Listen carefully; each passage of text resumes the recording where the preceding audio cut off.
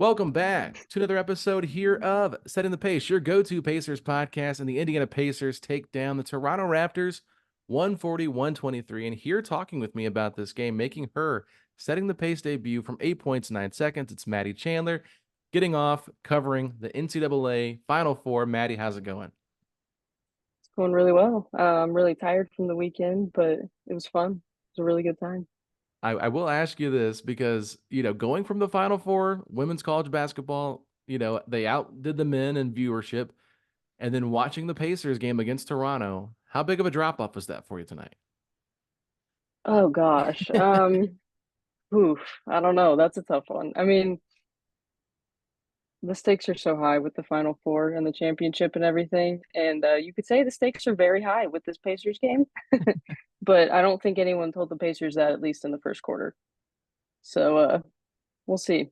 But Yeah, I mean, what a first quarter for the Pacers. I mean, they get down by 12 points, they end up getting outscored by 10 in the first quarter, and it feels like, oh great. Once again, this Indiana Pacers team is going to fall to a team that's eliminated from the playoffs. And it really just felt like what they were sleepwalking. I think Tyrese Haliburton said that post game that they were just kind of sleepwalking through the first quarter. And I love what TJ McConnell told Jeremiah Johnson at the halftime. He said, things started changing when we grew up. And it's really sad that, I've heard McConnell talk about this multiple different times since the game against Brooklyn. And the fact that, he has to be the guy that says it in the huddle against Toronto with 3 games left. To me, it's not problematic, but it is a problem for this team that they still at game 80 are having issues taking care of business when they need to. I know they did it in the end, but like they cannot get off to another slow start like that. I mean, they only have one more game probably against a team under 500 in Atlanta, but like they're still in a playoff. They're in a play-in team. So like I don't know. I was just really disappointed with their start.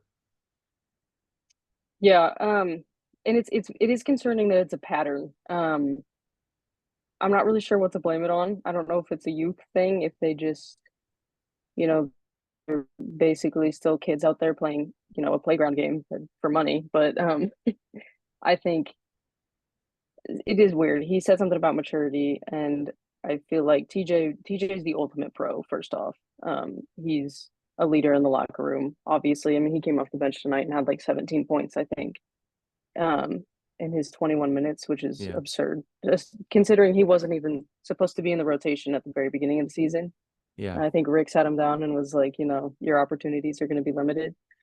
But having that voice, I think, in the huddle has been huge. I'm not sure why it feels like there's nobody in that starting group that is able to do that the way that he's able to do that. Yeah, I mean, you would expect Tyrese to kind of be that guy, but he is still relatively young, so I think that's going to take some time. But then you look at a guy like Miles, who I think Miles is relatively quiet, doesn't usually say a whole lot. Pascal Siakam, a guy that won a championship, you think he would also be in their ear. I think early on in the season, Bruce Brown was kind of that guy.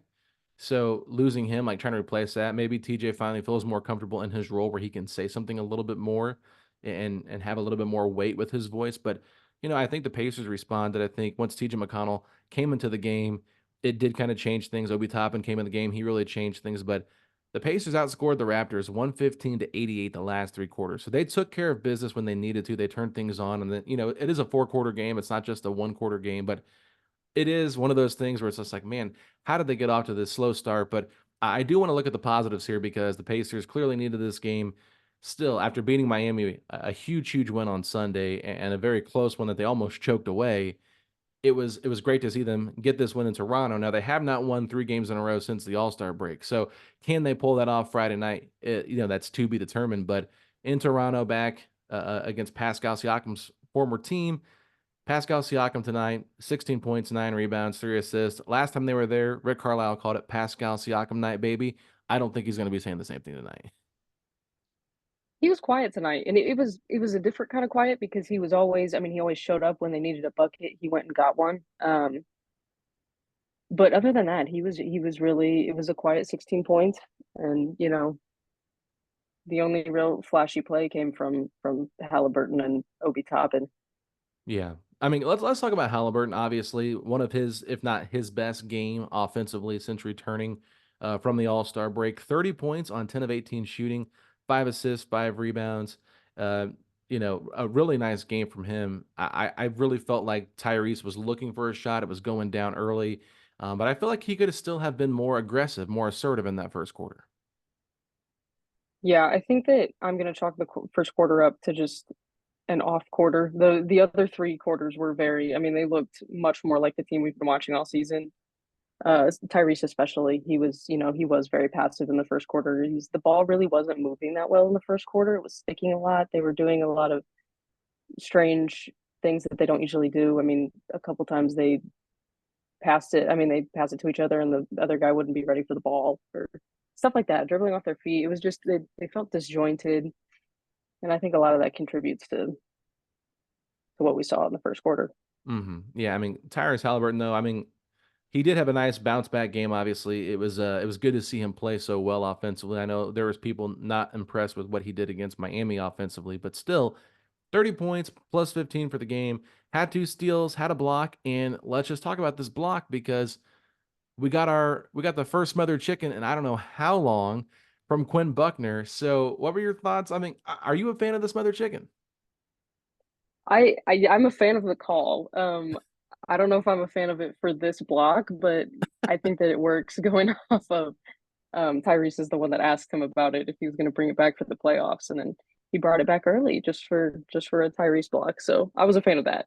Yeah, and I'm not trying to take any credit here, but I did ask Quinn Buckner on Sunday. It was me, Derek Kramer, and Jimmy Cook. We were all sitting behind the Bally Sports broadcast table before the game, and Quinn walked by, and I said, "QB, I got to ask. Fans are wanting to know, where is this mother chicken call?" He smiled real big and said, "Thanks for asking." So I tweeted about it because I wanted to make sure that all the fans knew that, that follow me or that see my stuff knew that I asked, trying to do them a solid since I have that relationship where I feel like I can ask QB.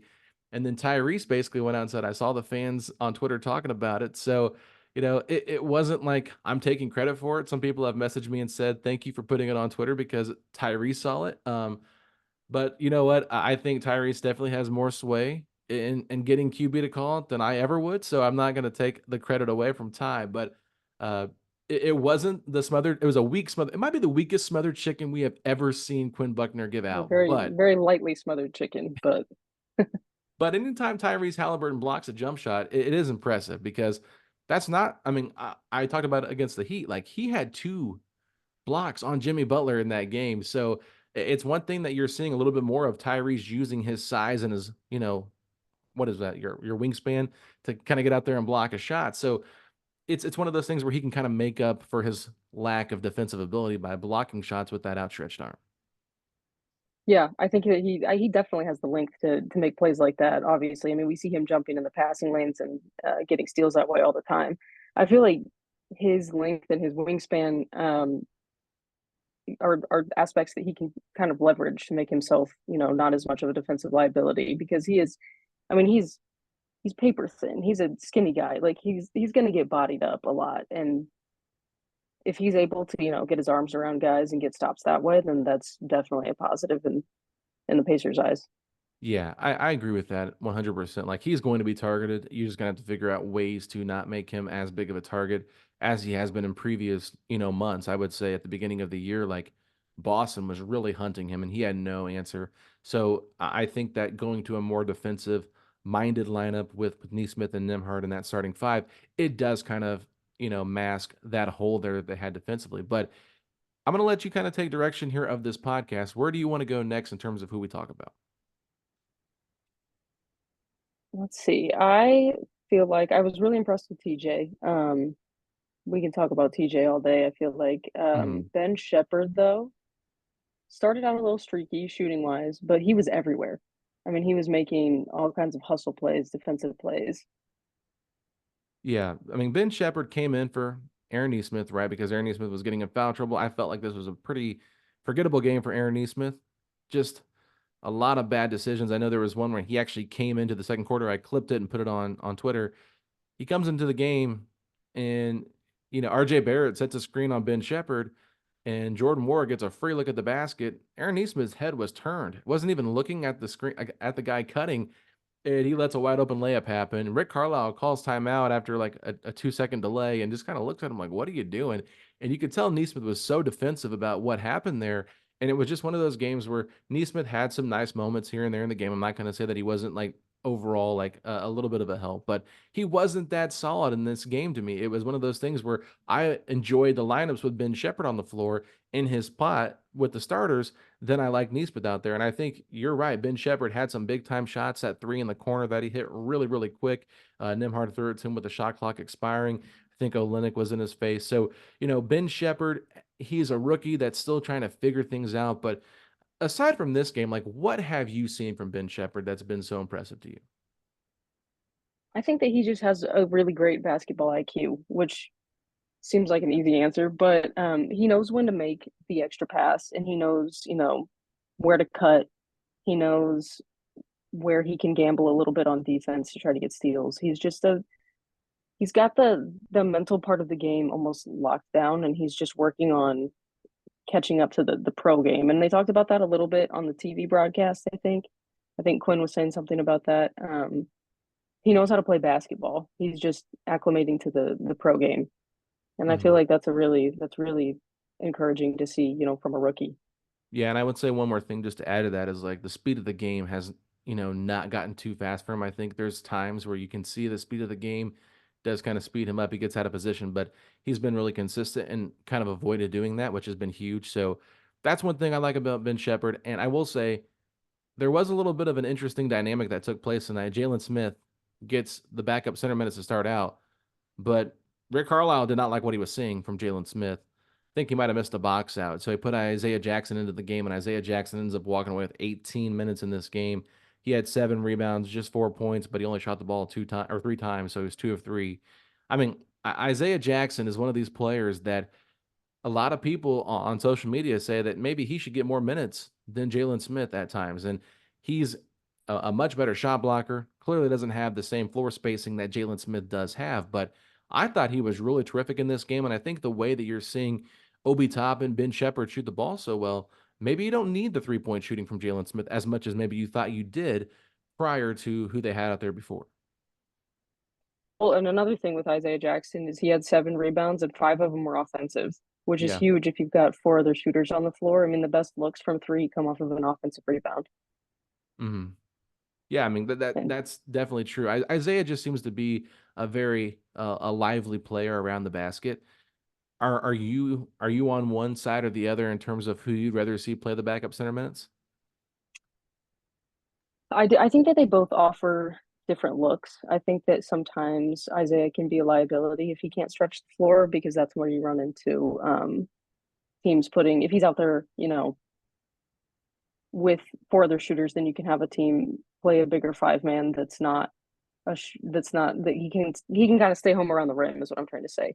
So Mhm. the paint gets clogged up a little bit. Whereas if you have 5 players that can shoot the ball, then it opens things up a little bit for guys that can cut and slash and kind of do some work inside the arc. But Jalen Smith, I mean, is he really a reliable floor spacer right now? I'm not sure what he's shooting from three this year, but it seems like it's not as good as as we were hoping or as what he had Well, he been in shot he his shot the senior ball year. really well early on in the season. I think that was like really Yeah, helping him out quite a bit. Right now he is a 41.7% 3-point shooter on which the is pretty season. solid. So that is pretty great. But I do think that his numbers are quite down since the All-Star break. I don't have those stats up right now, but they Hmm. they have dipped quite a bit, and I think part of that is in large part to that injury. So, it's one of those things. It's a nice luxury to have, right, with Isaiah Jackson as the backup, the third string center with this team. But I will say one thing that I think Carlisle wants Isaiah to get better at is his unnecessary fouls. He had 0 fouls in this game, but there was I forget what game it was. It might have been against the Heat. I can't remember, but he subbed into the game. Might have been the Nets the other night, but he subbed into the game and he got like 3 fouls in like 5 minutes. And it was just like, okay, like what are we doing? Like just careless stuff. Like they miss a shot on offense, and then like the other team gets the rebound, and he's like hacking at the ball, trying to get it because he's mad he missed an easy putback. It's like sometimes you have to learn how to just move off of a play and move on to the next one. Hmm. And he's had that problem his whole career. He's in his third season though, and he's like freshly 22 years old, which Yeah. I think is a lot of the allure with Isaiah Jackson is he's so athletic and he can make those, flashy plays. He can get 5 offensive rebounds and help your team out, but with the added liability of he may foul more than you'd like to see. But maybe Yeah. part of that is just a growth thing, and maybe that comes with maturity and age. Yeah, I was But pretty does he hard on have him. time to do that on the Pacers? I don't know. Yeah, yeah. I mean, I was pretty hard on him at the beginning of the season. I was kind of like, I'm just not seeing it. I think his preseason really underwhelmed me with just how bad he was in preseason, and I felt like Jalen Smith really won that position over him. And it was kind of interesting because Jalen Smith talked about how him and Isaiah were the 4 and the 5 as the backups in preseason, but didn't really play out that way when everything came to fruition because I don't think Rick Carlisle loved what he saw from Isaiah Jackson, just felt like he couldn't trust him.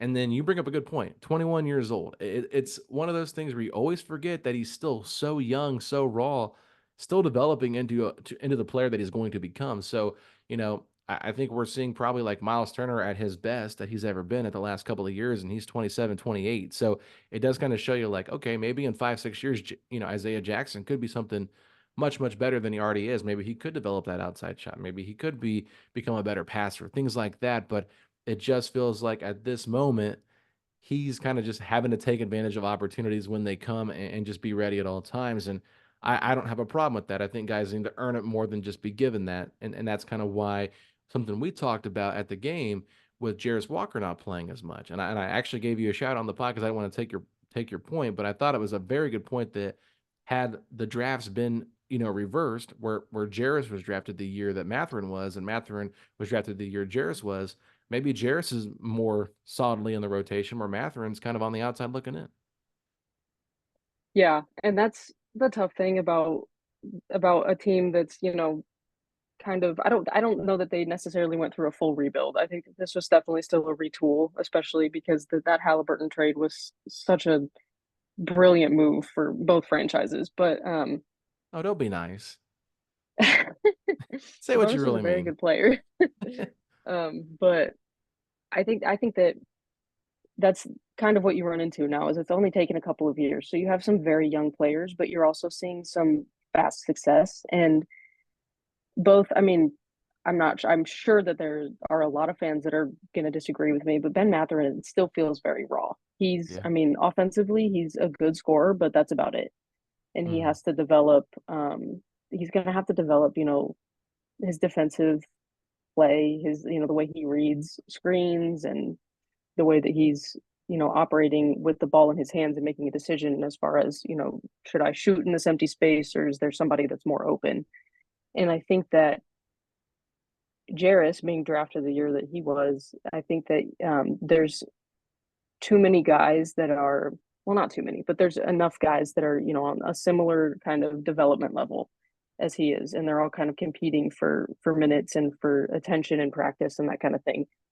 So I feel like within a few years, they probably just need to stick with these guys and really, pour into them and develop them. And within a few years, you're going to see what you can get out of them. But I feel like that's where they're at right now, Mhm. just developmentally. They're having fast success, and then it kind of brings up the question of like, oh, is this player good enough? When really, I mean, they haven't even had a chance.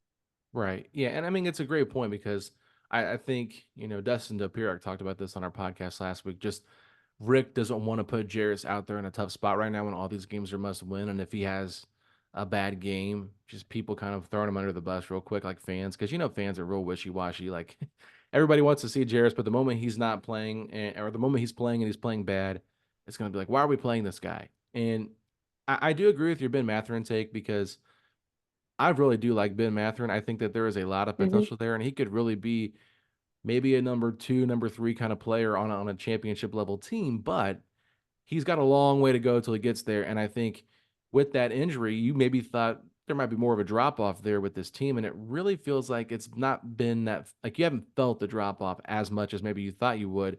And I think a lot of credit has to go to TJ McConnell and Obi Toppin playing out of their mind this month of April, really, to kind of make you feel like it's softened the blow a little bit. But at the same time, it's one of those things where Matherin is such a gifted scorer. Like you might miss that in the playoffs a little bit more than you do in the regular season. But I think so far in the regular season, the veterans on the bench and the guys that have had a little bit more experience have been able to kind of mask that loss of Matherin. And to me, that's not a bad thing. It just kind of shows you where Matherin is at in his developmental stage, while people are ready for him to like be a starter and be the next, guy with Ty and Siakam.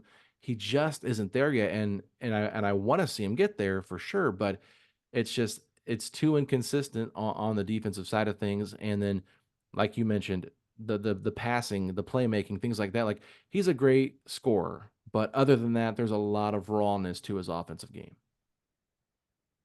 Yeah, and it helps always to take a step back and just gain, some perspective of these guys are so young still. And the Pacers are deep. I mean, they've been deep all season. That's the whole reason why they were able to go out and get Pascal Siakam, but that and he was expiring, but but I just think, there's other guys to fill in that kind of that production hole that you see. But with another year of experience and with another off season, with fingers crossed some postseason experience, it'll kind of put some maturity into the older guys. I say older, like the 24-year-olds. Yeah. But I think it'll help out with, seeing just, in the postseason, this is the level that we have to be at every night. And kind of raising the intensity of everything else around that Mhm. to this is how we're going to practice in order to be ready for that. And that's going to help a lot of, the Jarrises, the Ben Matherins, the Ben Shepherds develop. Yeah. And I was kind of curious too, because you talk about that depth. There is a lot of depth on this team. And I was thinking about it today, like, and I know this is just like a podcast for me thinking of like off-season topics and things we're going to look at, obviously, like once the playoffs are over and things like that. But it's like, people have been asking a lot, like, can you bring Obi Toppin back? It's like, how much is it going to cost? How important is he to this team moving forward? Because he's been so good the last couple of weeks. You got Jarris Walker, you want to get more playing time to. You just re-signed Neesmith. You got Nimhard, who's still in the third year of his rookie contract. Same with Mathurin recovering from the injury. What's that do to Shepard's minutes? It's just like there is not enough, roster spots or spots in the rotation where you can feel like you can play everybody you want to play a fair amount of minutes. So even if you let McDermott go and you let Jalen Smith go, like, still there's 11 guys that you're trying to cram into a 9 to 10 man rotation, which is just it's going to be problematic. I don't really envy the Pacers with the spot they're in, because they've done a good job of accumulating talent and putting it together. And now it's just a matter of how do we consolidate this to get, the right player to help us take that next step. But I do want to stay on Obi Toppin because you talked about him a little bit early on, but 10 of 14 in this game, 3 of 7 from three. So the only 4 misses that he took or that he had tonight were from long distance. He had 6 rebounds, 2 assists, 23 points. He was dunking everything, dunking on Kelly Olynyk, just putting on a show tonight. And it's just amazing to me to see how much Obi Toppin has grown this season with the Pacers from what he was with New York to where he is now. I feel like, and I tweeted this, so I'm curious your thoughts. I feel like he can be the X factor in a playoff series. I think he absolutely can. Um, I mean, I'm thinking about how I feel about them bringing him back now, but We'll talk he about it. Let's it's talk about it right now. I haven't looked at I don't think they have his bird rights, do they? Well, No, they maybe do. they He's a do. restricted free Okay, they agent. do. Okay. Yeah. It gets difficult there. It's one of those things where you don't want to lose him for nothing, but it seems like you may want to consolidate your assets a little bit and commit to your own guys, the guys that you drafted, like Jarris Walker. Hmm. While it makes them kind of like the Buddy Hield trade, it makes them worse in the short term. Maybe they'd be better off in the long term. And I think that team building is absolutely a long term concept. Um, Well, but as let me far throw as this at you real quick, sure, because there's been talks about Jarris Walker being more of a 3 than he is a 4. Chad Buchanan came on our podcast, said that, and I forget who else talked about that too, but they've played him more at 3 this year than I think they have at 4. And so if you feel like Jarris can be a 3, then maybe there is a little bit more room for Obi Toppin at the 4, right? I love Jarris at the three. I feel like that's an incredible move. I've liked that idea since he was drafted, but All right. Talk to me I more think about that. that Why do you like it so much? I like the size that he has at the three and the switchability. I mean, he has the potential to be an awesome, awesome defender. Hmm. And then you know what, like he can, round out his offensive game and be serviceable on that end. But Hmm. he has potential to be an incredible defender, and they could really use someone like in the three spot that has that kind of potential. Yeah. So, you know, Aaron Neesmith is more of a 2, 3 that I feel like he's more of a two than a three. Hmm. And if you have hard nosed guys like that, I think that could change an entire team too. Yeah.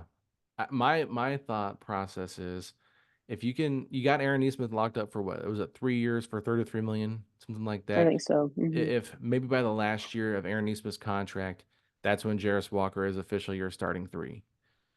Give him 2 more years to kind of develop in that spot, maybe get some minutes with the starters here and there next season, because I think they're going to try to find a way to make sure he gets on the court more next year, just because there's too much talent there to just be letting it rot on the bench. And I'm not saying it's rotting, but it's not really being showcased. I mean, we've had some G League moments from him, and he's had some moments even in the regular season, like against the Clippers. It was a really good game. So I'm kind of curious to see what they do with him, and I think that they can bring Obi back. I think there's a spot for that. We'll obviously do a much bigger deep dive on this in the offseason, but like I just feel like Obi Toppin, like the way he has shot the ball so well, his ability to be so athletic and get to the rim and finish with like that kind of authority, like they don't have anybody else that can really do that, in my opinion. So they kind of need someone like that, a little bit bouncy. I know Isaiah Jackson can jump out of the gym, but he's not putting the ball on the floor or shooting threes like that. So it's one of those things where I feel like where they're going to make the cuts at, and that's where it's going to be very tricky.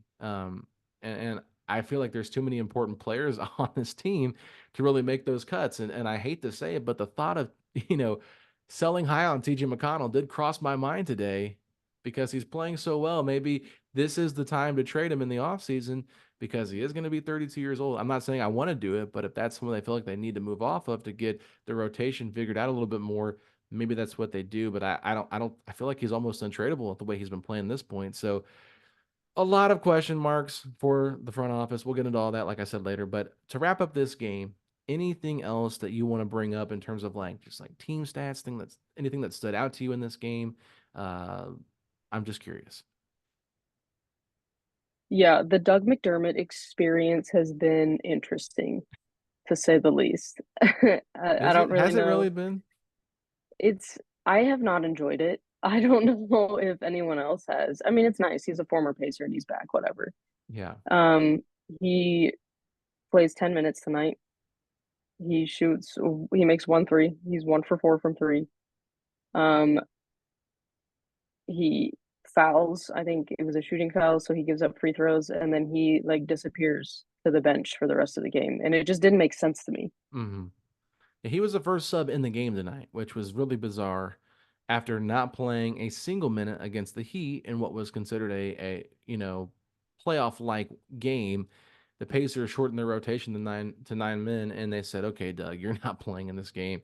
We actually need defense." So I don't understand why he was the first sub in. I thought it would be McConnell. I thought it would be Toppin. I thought it might even be Ben Shepherd, but no, here comes Doug McDermott to the scorers table, and I'm thinking, Rick, this is a very interesting decision. Like maybe he felt bad about not playing him in the Heat game, so he was trying to get him a little bit of extra run here. But I don't know if you heard what Doug McDermott said on Ryan Russillo's podcast when he had him on, but Ryan Russillo was talking to him, and Doug McDermott said, "Yeah, when I was talking to Coach Pop, we came in. He walked in the gym, and he said, 'I don't need to meet with you.' He said."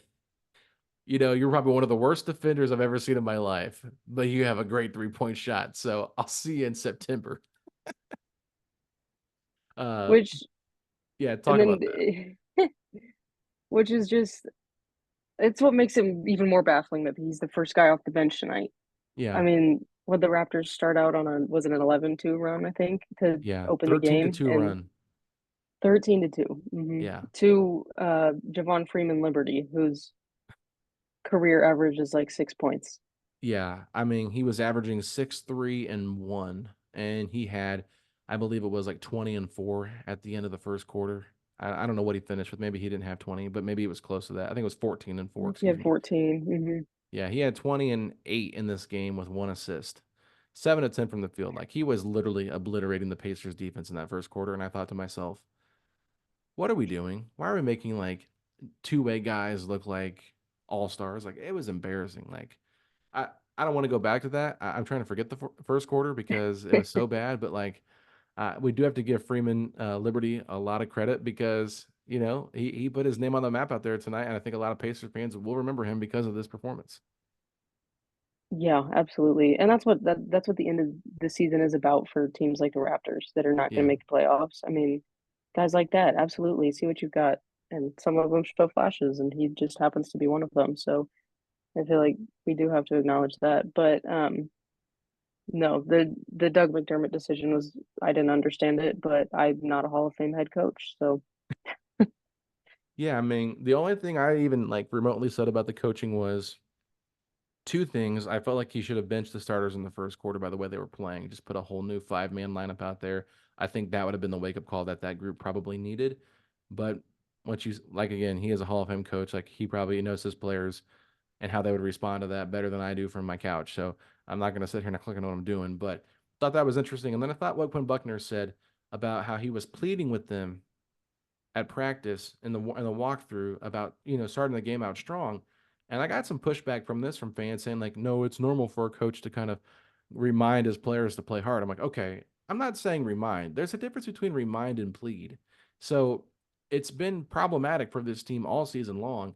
The fact that everything is at stake here in terms of like seating position and trying to avoid the play in, the fact that you have to come into your practice and tell your starting five or your group we got to get off to a strong start. We can't sleep on the Raptors. Like to me, that seems a little bit problematic, and I don't like saying that, but it's like at what point do these guys grow up? And we've talked about this at the beginning, but like the fact that Buckner brought that up, I thought was a very interesting point. I did too. That was a red flag, I guess, for me when I heard that. Because it's one thing for like a high school coach or maybe even an AAU coach to plead with his players to start out strong and to not take, not sleep on the other team. Hmm. But this is the NBA. This is like even more than that. These last three games were super important for the Pacers and seeding and everything. And for him to have to beg them to come out strong and with energy, that's a little bit alarming. Mm. I wrote down effort because you're a professional and your head coach shouldn't have to beg you for effort at this point. That seems pretty basic, right? Like it doesn't seem like that's a hot take, right? I Like don't think it is, but yeah, I mean, it's game 80. What point do you need to be told that this is like all about effort, especially for a team that is really unproven? Like, I would get it if it was a veteran team that they've won a lot and it's like they had a letdown because they just overlooked the team.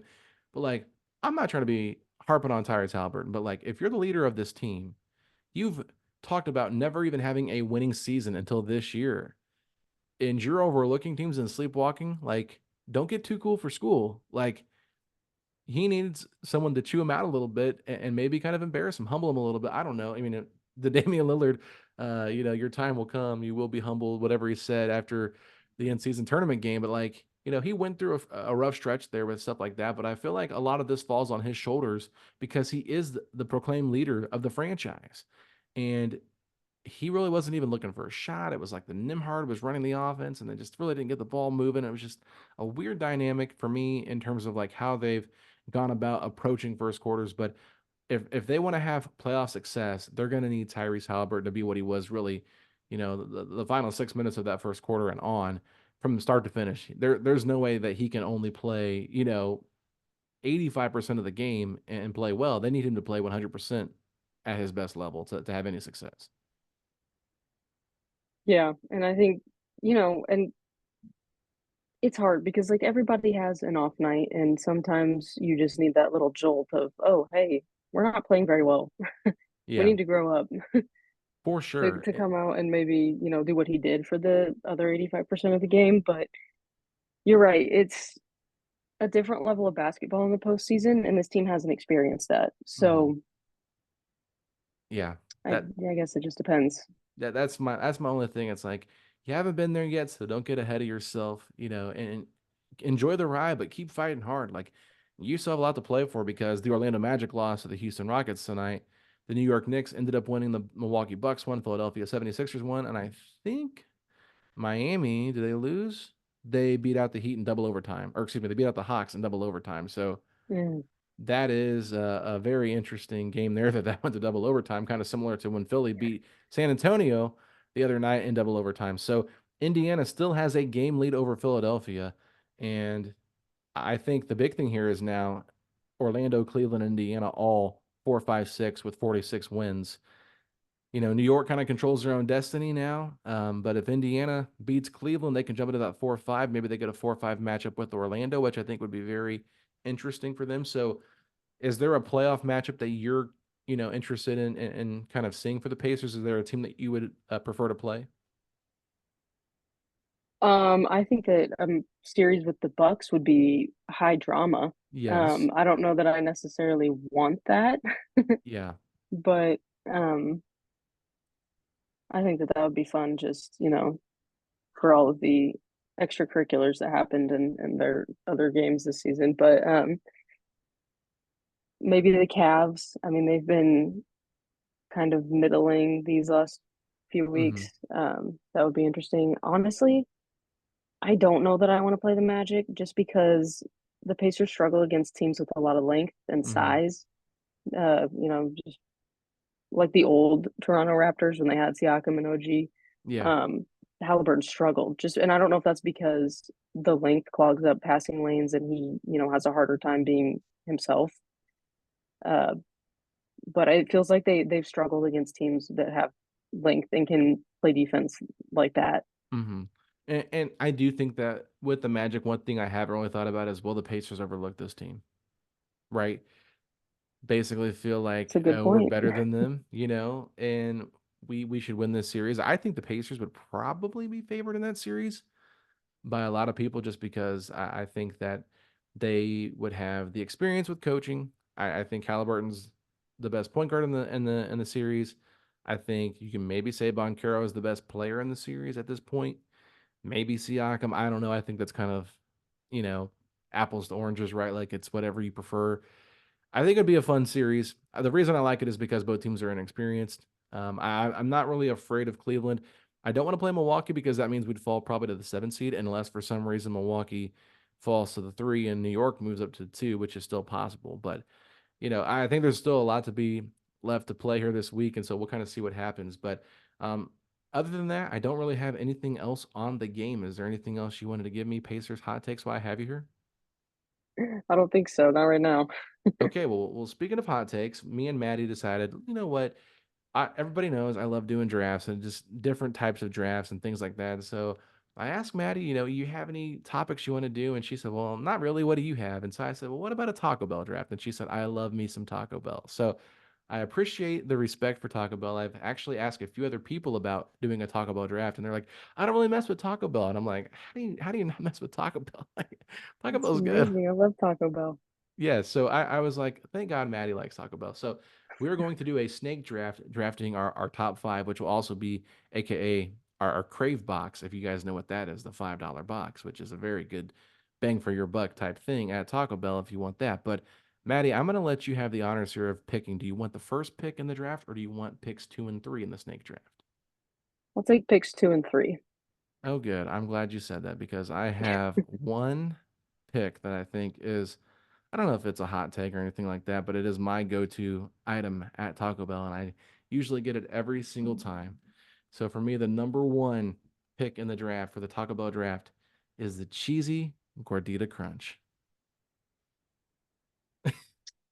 That was number 2 on my big board. Okay.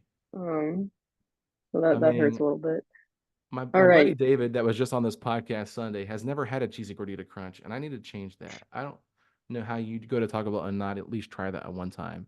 it's delicious. The Doritos one is even better. Yes. See, I'm iffy on that. It depends on my mood.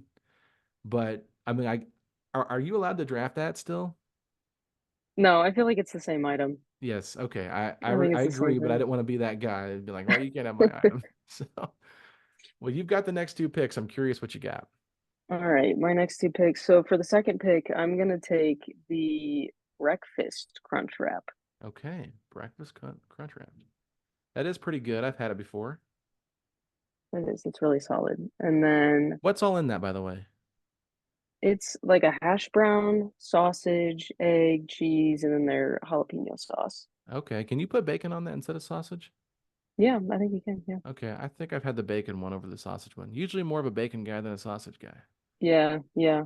But I think you can probably even get both, which is why we love Taco Bell. But wow. Meat lovers breakfast crunch wrap. Okay, we're getting crazy here. All right. So your next all pick. right, and then third pick, I'm gonna take the relatively new Cantina chicken taco. Okay. Okay, that's got a good flavor to it. Yeah.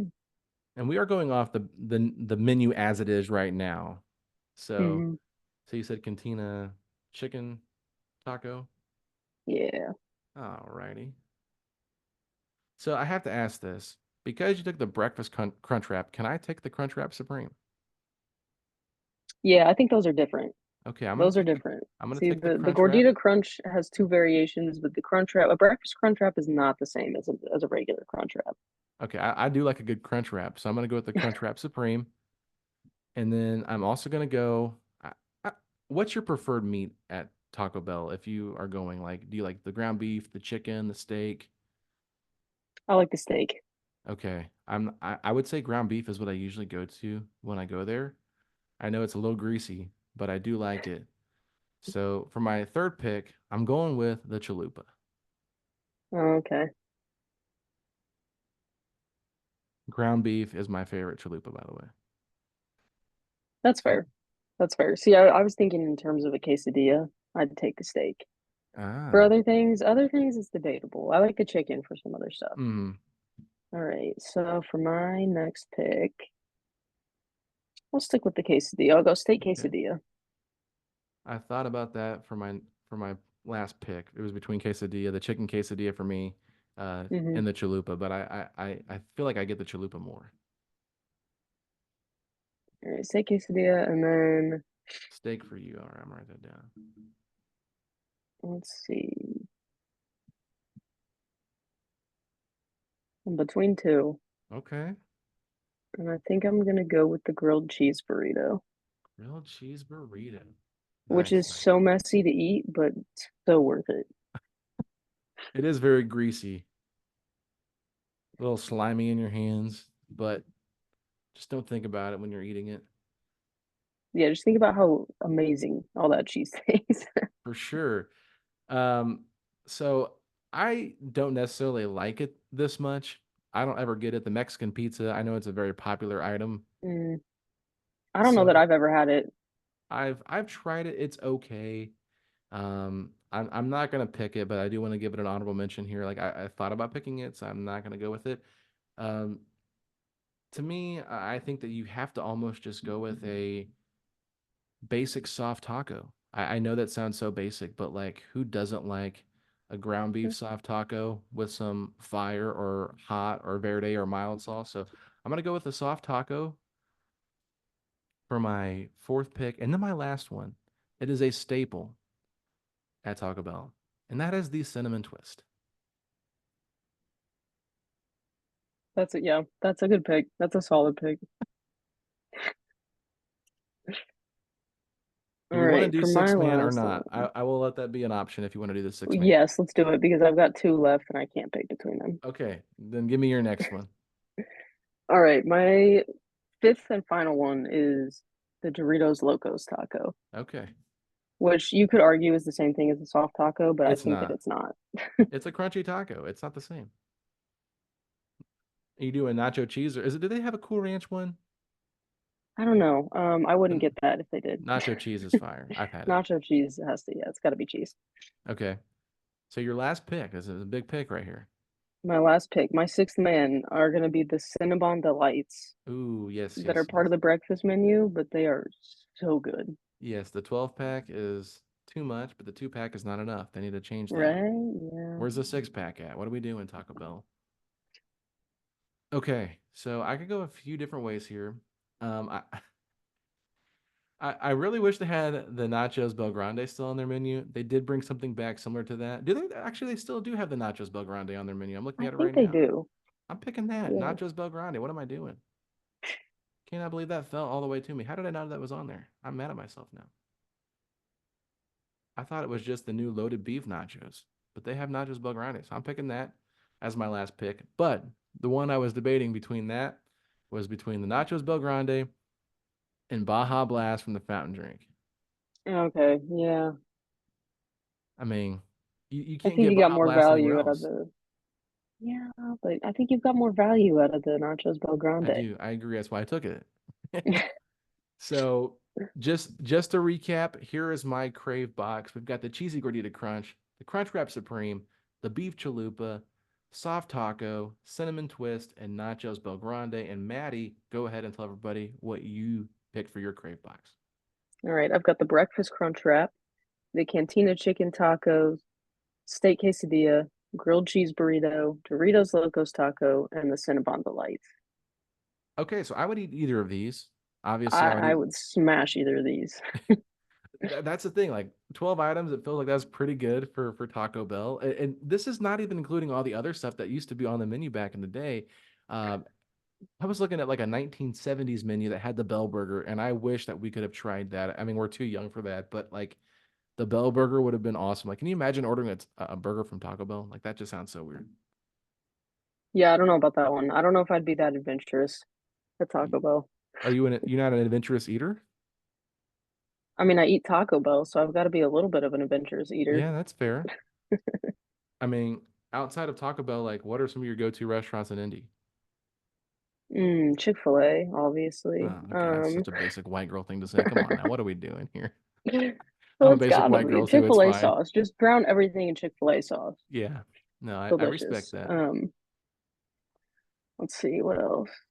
Are we talking fast food? Oh, just anything. Like, what's one place you like to go to? Like, get some food here in Um, Indy. okay, sure. BJ's Brew House, Okay. Pizookies. I love those. What was the last one? It was Pizookies from BJ's Brew House. Gotcha, gotcha. Okay. Basically just a giant cookie. I don't know if you've ever had. They put ice You cream on know, it. There's like a gazillion different flavors. I don't think I've been there. I've been to BJ's at like once or twice. Hmm. I usually go to the one in Greenwood, one at the Greenwood Yeah, get Mall. a Pizookie next time you go. Pazuki. Okay, I'll have to try that. I think I actually have a gift card somehow. Someone gave me one Yeah, because they didn't want it. So that's kind of bad when you're just giving away free gift cards to restaurants. Like, is that yeah, talk about how good they are? Like, I don't know. Like I know a lot of people like Stone Creek. I don't really like that. It's fine. it's okay. Yeah, it's just all Overrated. right. It's like A little overpriced, I think. But I mean, people were ripping to shreds my downtown, like local, like my places to go when I put that out for the All Star weekend. Like I was just like throwing some ideas in there. So I was like, I'll just like a top 30 list so people can find some places. And I threw out some that I like, but like some that I knew were popular. People were like, this list sucks. And I'm like, man, you guys are dragging me okay, through the mud. Okay, where's your list at? So I'm not. I will eat about anything. Like I'll try anything, but yeah. I'm not one that's like, oh, got to go here. But I will say, Rick's Boatyard. Have you been there before? Rick's Boatyard is good, very That good. is a vibe. It's the weirdest place to be at. It's by Eagle Creek. And if you go in the summer, you almost feel like you're on vacation. You know what I mean? Like you don't feel like you're in Absolutely, Indiana. 100%. It feels, yep. It has like spring break feel to it. If it definitely does. So Maddie, this was a lot of fun. I really appreciate you coming on and helping me out with this podcast. So it wasn't just me talking to people by myself. So a lot of good conversation here. You can't go wrong when you're talking Pacers and Taco Bell. I feel like that's two pretty great things in this world. So go ahead and let everybody know where they can find you at on social and plug anything you'd like to plug. Sure. My Twitter, I guess it's X now, but I'm not calling it that. So my Twitter is at Madie_Chandler, except my name is spelled Madie, which is weird, but Let's talk about that's my that. Why Twitter. is it Maddie with one D? So my full name is Madison, and so I shortened it down. It only has one D in it, so I figured when I shorten it down, why would I add another letter that's not there, Hmm, except I for the E on respect the end? that. Okay. Well, I will say this: my name is a little bit different too. So my real name is Jeffrey with a G, but my middle name Yeah, is Alexander, so I go by Alex.